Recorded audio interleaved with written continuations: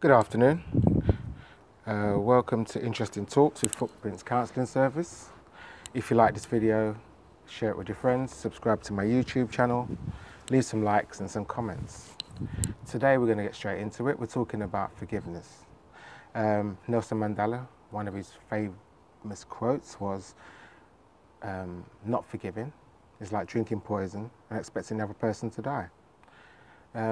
Forgiveness is not an easy thing to do. We've all been in a position where we need to be forgiven, and we've been in a position where we need to forgive. Sometimes this comes easily, sometimes it comes difficult.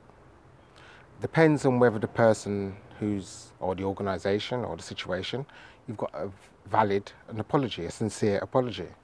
That goes a long way to give you the necessary steps to take to forgive somebody. But if you don't get those things and you don't feel the apology is acceptable, how do you forgive? How do you forgive? Well, personally, I think that forgiving is not necessarily for the person you're forgiving, it's more for yourself. Because for you to be able to move on and to be the person you're supposed to be, somewhere going towards your full potential, I think it's good to be able to forgive and to be able to move on. And more importantly than that, what lessons do you learn from what happened to you, and how would you avoid it in the future? So these are some of the things I think that we need to take into consideration for our own well-being, to forgive people.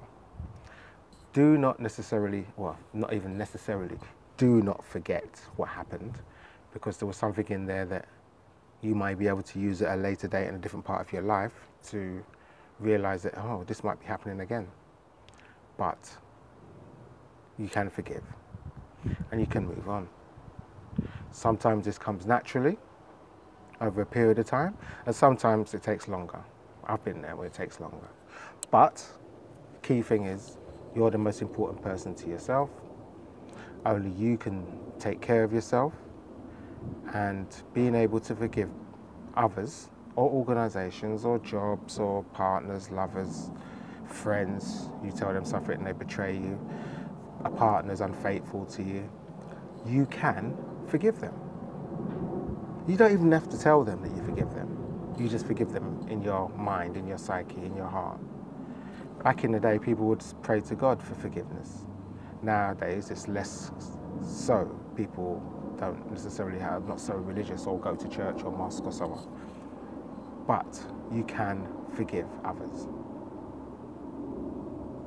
Take into consideration what they did, analyze it. Also remember that you too have made mistakes and needed to be forgiven too. And apply it to yourself. So you can move on to be the person that you're supposed to be.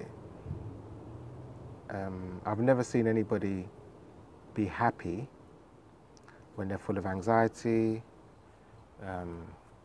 jumping up and down, talking about retribution, revenge, stuff like that.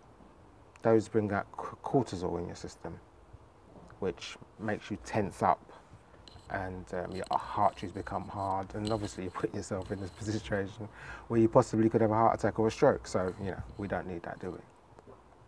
So, quick analog of what I've said.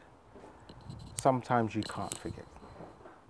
Sometimes it will take a long time to forgive. But what do you get out of forgiving? You move on with your life. You become the person that you're supposed to be. You don't let somebody else's lack of understanding the situation or messing up of a situation hold you back. You owe it to yourself to be able to move on and be the best person you can possibly be.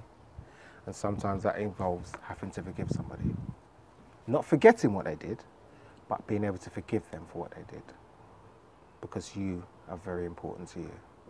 So if you enjoyed this talk, as usual, share it, like, give it to people that probably, you can end up being a very miserable person if you let things really get to you over a period of time. So like this video, share it, leave comments, subscribe to my YouTube channel, it's totally free. And Until next time, stay positive, or try to stay positive, and certainly take care of yourself. Bye.